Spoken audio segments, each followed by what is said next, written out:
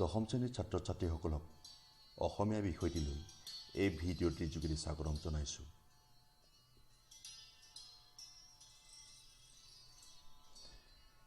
ভিডিঅ'টিত আমি আলোচনা কৰিম পাঠ্যপুথিৰ অন্তৰ্গত ভাৰতীয় সংস্কৃতি পাঠটি, লেখক হেম বৰুৱা। প্ৰথমে আমি লেখক হেম বৰুৱাৰ বিষয়ে চমুকৈ জানি লওঁ। অসমৰ এজন প্ৰসিদ্ধ কবি, সাহিত্যিক, শিক্ষাবিদ আৰু ৰাজনীতিবিদৰ নাম হ'ল হেম বৰুৱা।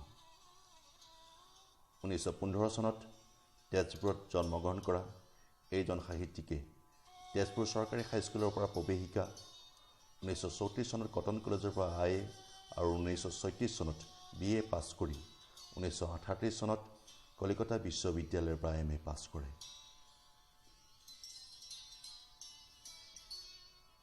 1940 চনত যোৰহাটৰ জগন্নাথ বৰুৱা মহাবিদ্যালয়ত অধ্যাপনাৰে চাকৰি জীৱন আৰম্ভ কৰা বৰুৱাদেৱে 1944 চনত গুৱাহাটীৰ ভোলা বৰুৱা কলেজৰ অধ্যক্ষ হয়।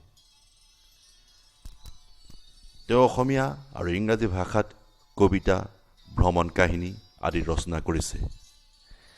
মৃত্যুৰ আগমুহূৰ্তলৈকে তেওঁ মুঠ 35খন গ্ৰন্থ ৰচনা কৰিছিল। তেওঁৰ ৰচনাসমূহ হ'ল বালিচন্দা, মনময়ূৰী, আধুনিক সাহিত্য, এই গাঁও এই গীত, ৰঙা কৰবীৰ ফুল, Israel, The Red River and Blue Hill ইত্যাদি। ইয়াৰ উপৰি জনতা আৰু পচোৱা নামৰ আলোচনী সম্পাদনা কৰিছিল। 1972 চনত ধুবুৰীত অনুষ্ঠিত হোৱা অসম সাহিত্য সভাৰ অধিৱেশনৰ সভাপতি আসন অলংকৃত কৰা এইজন সাহিত্যিকৰ মৃত্যু হয় 1977 চনত। এতিয়া আহোঁ আমি ভাৰতীয় সংস্কৃতি পাঠটিলৈ। ভিডিঅ'তে আমি পাঠটিৰ মূল কথাখিনি আলোচনা কৰিবলৈ চেষ্টা কৰিম। লেখকে আৰম্ভণিতে কৈছে, ভাৰতীয় সংস্কৃতি এক বিৰাট সমন্বয়ৰ বস্তু। ভাৰতীয় সংস্কৃতি এক সমন্বয়ৰ বস্তু বুলি এইকাৰণেই কৈছে, ভাৰতীয় সংস্কৃতি সাগৰ ৰচিত হৈছে আৰ্য, অনাৰ্য, মংগোলীয়, দ্ৰাবিড় আদি বিভিন্ন গোষ্ঠীৰ সংস্কৃতি লগ হৈ। কোনো এটা নিৰ্দিষ্ট গোষ্ঠীৰ বা কোনো এটা নিৰ্দিষ্ট জাতিৰ সংস্কৃতি নহয়। অতীজতে গ্ৰীক, হক, হুন আদি নানা জনগোষ্ঠীৰ মানুহে ভাৰতলৈ আহি বসবাস কৰিছিল। তেওঁলোকৰ ভাষাতত্ত্ব, সামাজিক, ৰাজনৈতিক আদৰ্শ, সাহিত্য, শিল্পকলা, দৰ্শন আদি ক্ষেত্ৰত দেখা দিয়া সমন্বয়ে ভাৰতীয় সংস্কৃতিৰ স্বৰূপ প্ৰকাশ কৰে। ভাৰতীয় সংস্কৃতি সমন্বয়ৰ আদৰ্শেৰে জীয়াই আছে। ক্ৰমবৰ্ধমান শক্তি ভাৰতীয় সংস্কৃতিৰ প্ৰাণ। ভাৰতীয় সংস্কৃতিৰ প্ৰাণ হৈছে ক্ৰমবৰ্ধমান শক্তি, আৰু সেইবাবেই ভাৰতীয় সংস্কৃতি জীৱন্ত শক্তি। বুৰঞ্জীৰ বিভিন্ন স্তৰে এই সংস্কৃতিৰ ওপৰত প্ৰভাৱ পেলাই গৈছে। স্পেংলাৰৰ সভ্যতা সংস্কৃতি সম্বন্ধীয় তথ্যই এইকাৰণেই ভাৰতীয় সংস্কৃতিৰ ওপৰত প্ৰভাৱ বিস্তাৰ কৰিব পৰা নাই। সভ্যতা আৰু সংস্কৃতিৰ মাজৰ পাৰ্থক্য। সভ্যতাই বিশেষ এটা সামাজিক বা ৰাজনৈতিক অৱস্থা বুজায়। ই এটা সমাজ পদ্ধতি। সভ্য অৰ্থাৎ সুশৃংখল নহ'লে কোনো ব্যক্তি বা অনুষ্ঠানৰ সৃষ্টিমূলক কামত হাতত লোৱাটো সম্ভৱপৰ নহয়। সভ্যতাই সমাজ সুশৃংখল কৰি সংস্কৃতিৰ সৃষ্টিত আৰু ৰূপ দিয়াত সহায় কৰে। সংস্কৃতি হৈছে কোনো এটা জাতিৰ বা সমাজ এখনৰ জীৱন প্ৰতিভা। এটা জাতি সুসভ্য হ'ব পাৰে, আনহাতে ইয়াৰ তেনে কোনো লেখত ল'বলগীয়া স্তৰ নাথাকিবও পাৰে। ভাষা, সাহিত্য, সুকুমাৰ কলা, দৰ্শন ইত্যাদি ক্ষেত্ৰত প্ৰকাশ পোৱা প্ৰতিভাই হৈছে জাতি বিশেষৰ সংস্কৃতিৰ মাপকাঠি। সংস্কৃতিৰ অবিচ্ছিন্ন ধাৰাই হৈছে ভাৰতীয় জীৱনৰ মূল সম্পদ। ভাৰতীয় মনে যেনেদৰে বৈচিত্ৰ্যময় ভৌগোলিক পৰিৱেশক স্বীকাৰ কৰি লৈছে, ঠিক একেদৰে মনস্তাত্ত্বিক প্ৰস্তুতিয়ে জীৱনৰ অসামঞ্জস্যকো স্বীকাৰ কৰি ল'বলৈ বাধ্য কৰিছে। ভাৰতীয় বিশাল ভূমিখণ্ডৰ আহ্বানত যিদৰে বাহিৰৰ পৰা ন মানৱপুঞ্জ ভাৰতলৈ আহিছিল, তেনেদৰে ইয়াৰ প্ৰত্যেকেই ব্যক্তিগত প্ৰতিভা অনুসৰি ভাৰতীয় সংস্কৃতি ৰচনাত বৰঙণি যোগাইছিল। ভাৰতীয় সংস্কৃতিৰ প্ৰবল সোঁতে মধ্য এছিয়াৰ পৰা আৰম্ভ কৰি দক্ষিণ পূব এছিয়ালৈকে স্পৰ্শ কৰিছিল। পণ্ডিত ৰাহুল সংকীৰ্তায়নৰ ফ্ৰম ভলগা টু গংগা নামৰ কিতাপখনত এই সম্বন্ধে বহুল বৰ্ণনা কৰিছে। ভাৰত বুৰঞ্জী হৈছে ৰাজ্যৰ উত্থান পতন ভঙা গঢ়াৰ বিশেষ বুৰঞ্জী। আমি যদি ভাৰত বুৰঞ্জীলৈ লক্ষ্য কৰোঁ তেন্তে দেখিম যে ভাৰতৰ বুৰঞ্জীৰ ৰাজ্যৰ উত্থান পতন ভঙা গঢ়াৰ সবিশেষ বুৰঞ্জী হ'লেও ভাৰতীয় সংস্কৃতিৰ মূল সুঁতি ক্ৰমবৰ্ধমান সোঁতেৰে বৈ আছিল। ই অকস্মাতে ৰাজ্যৰ ভঙা গঢ়াৰ হেঁচাত ৰুদ্ধ হৈ যোৱা নাছিল। এয়ে হৈছে ভাৰতীয় সংস্কৃতি আৰু ঐতিহ্যৰ বৈশিষ্ট্য। মহেঞ্জোদাৰো আৰু হৰপ্পাৰ সংস্কৃতিয়ে এটা আৰ্য পূৰ্ব যুগৰ কথা কয়। এই সংস্কৃতি কালৰ গ্ৰাসত নষ্ট হৈছিল সঁচা কথা, কিন্তু চিনচাপ নোহোৱা হোৱা নাছিল। ইয়াৰ ওপৰত ভেটি কৰিহে পাছৰ যুগৰ আৰ্যসকলে নতুন সাংস্কৃতিক জীৱন গঢ়ি তুলিছিল। ভিডিঅ'টিত মহেঞ্জোদাৰো আৰু হৰপ্পাৰ কেইটামান আলোকচিত্ৰ তোমালোকক দাঙি ধৰিলোঁ। ইয়াৰ যোগেদি সেই সময়ৰ সভ্যতা আৰু সংস্কৃতিৰ বিষয়ে তোমালোকে কিছু আভাস পাব পাৰা।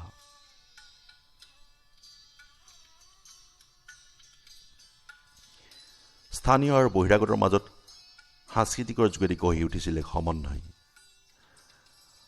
ভাৰতৰ বুৰঞ্জীত কেনেকৈ স্থানীয় আৰু বহিৰাগতৰ মাজত এটা সাংস্কৃতিক সমন্বয় গঢ়ি উঠিছিল তাৰ প্ৰমাণ অলেখ আছে। আৰ্যৰ জীয়ৰী পাৰ্বতী আৰু অনাৰ্য দেৱতা শিৱৰ মিলনে ভাৰতত আৰ্য আৰু অনাৰ্যৰ সংস্কৃতিৰ সমন্বয়ৰ কথা সূচায়। এই সম্পৰ্কত সৰ্বপল্লী ৰাধাকৃষ্ণনে দিয়া কালিয়া দমনৰ কথা মন কৰিবলগীয়া।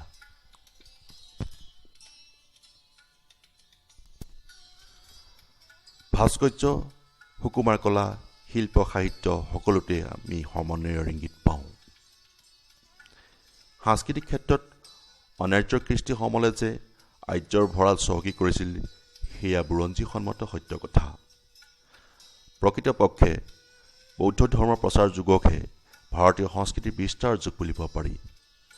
চুফিবাদ আৰু উপনিষদৰ দৰ্শনৰ মাজত এক অভূতপূৰ্ব সাদৃশ্য দেখা যায়। এনেবোৰ কাৰণৰ বাবেই আমি ভাস্কৰ্য, সুকুমাৰ কলা, শিল্প সাহিত্য এই সকলোতে ভাৰতীয় জীৱনৰ প্ৰাণস্বৰূপ সমন্বয়ৰ ইংগিত পাওঁ।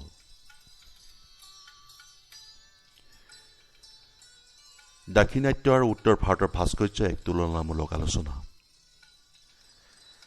দাক্ষিণাত্যৰ ভাস্কৰ্যত কোণ আৰু সৰল ৰেখাৰ প্ৰাদুৰ্ভাৱ সৰহ। উত্তৰ ভাৰতৰ ভাস্কৰ্যত বৃত্ত আৰু বক্ৰৰেখাৰ প্ৰাদুৰ্ভাৱ সৰহ। গঠনৰ বিশালতা হৈছে দাক্ষিণাত্য ভাস্কৰ্যৰ আন এক বৈশিষ্ট্য। আনহাতেদি গঠনৰ সূক্ষ্মতা হৈছে উত্তৰ ভাৰতৰ ভাস্কৰ্যৰ আন এক বৈশিষ্ট্য। দাক্ষিণাত্যৰ ভাস্কৰ্যৰ ওপৰত বহিৰাগতৰ প্ৰভাৱ পোনপটীয়াকৈ পৰা নাছিল। উত্তৰ ভাৰতৰ মন্দিৰবোৰত ইছলামীয় ভাস্কৰ্যৰ প্ৰভাৱ পৰা দেখা যায়। ইয়াতে দুটা চিত্ৰ উপস্থাপন কৰিছোঁ। এটা হ'ল দাক্ষিণাত্যৰ মন্দিৰ আৰু এটা হ'ল উত্তৰ ভাৰতৰ মন্দিৰ। দুইটা মন্দিৰলৈ লক্ষ্য কৰিলে তোমালোকে কৈ অহা পাৰ্থক্যখিনি সহজে নিৰ্ণয় কৰিবলৈ সক্ষম হ'বা।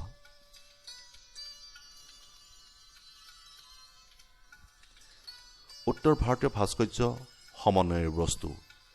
ইয়াক কোনো প্ৰকাৰেই সম্পূৰ্ণৰূপে ইছলামীয় বুলিব নোৱাৰি। গঠনৰ সৰলতা আৰু সূক্ষ্মতা ইছলামীয় ভাস্কৰ্যৰ মূল সম্পদ। ইছলামীয় ভাস্কৰ্যই হিন্দু ভাস্কৰ্যক কাৰুকাৰ্য প্ৰদান কৰিছে। এইদৰেই এক নতুন ধাৰাৰ সৃষ্টি হৈছে। এই সমন্বয়ৰ আদৰ্শ য'তেই সফল হৈছে ত'তেই দেখিবলৈ পাইছোঁ তাজমহলৰ নিচিনা অপূৰ্ব সৃষ্টি। হিন্দু ভাস্কৰ্যৰ কলহ আৰু পদুম ফুল মুছলমান বাদশ্বাহসকলৰ সমাধি স্থানত ব্যৱহৃত হোৱাৰো প্ৰমাণ আছে।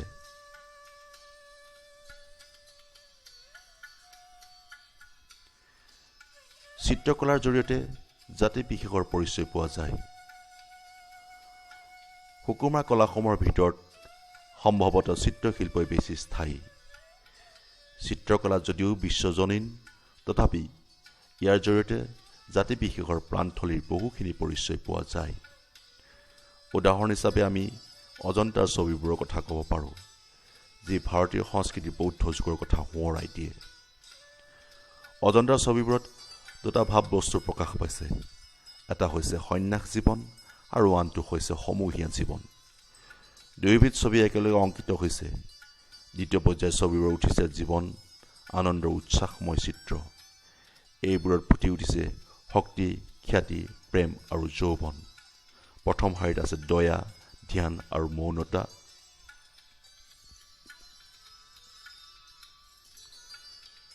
ভিডিঅ'টিত অজন্তাৰ ছবি কেইটামান দৃশ্য তোমালোকক আগবঢ়ালোঁ।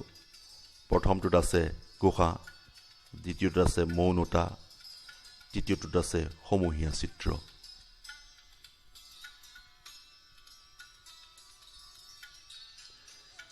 মোগল সম্ৰাট বাবৰৰ দিনত ভাৰতৰ প্ৰৱেশ কৰা চিত্ৰশিল্পৰ মূলতে আছিল প্ৰচুৰ ব্যক্তিবোধ।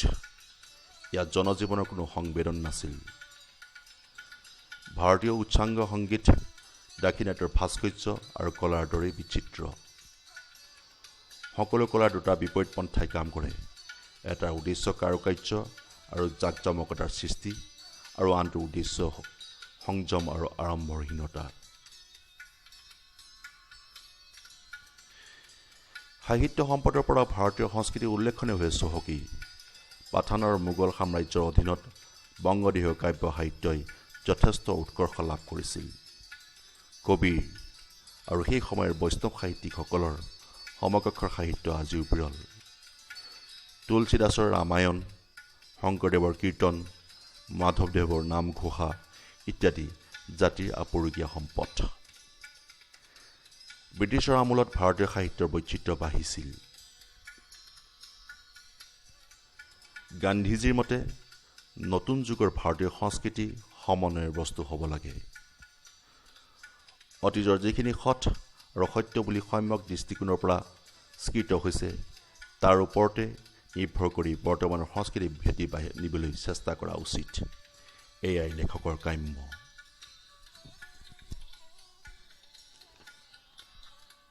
আশা ৰাখিলোঁ ভিডিঅ'টিৰ যোগেদি তোমালোকে ভাৰতীয় সংস্কৃতি পাত্ৰীৰ মূল কথাখিনি কিছু পৰিমাণে হ'লেও হৃদয়ংগম কৰিবলৈ সক্ষম হৈছা। কৰোনা ভাইৰাছ COVID-19 পৰা ৰক্ষা পাবলৈ ঘৰতে থাকা, সুৰক্ষিত হৈ থাকা। ভিডিঅ'টি চোৱাৰ বাবে সকলোকে ধন্যবাদ জনালোঁ।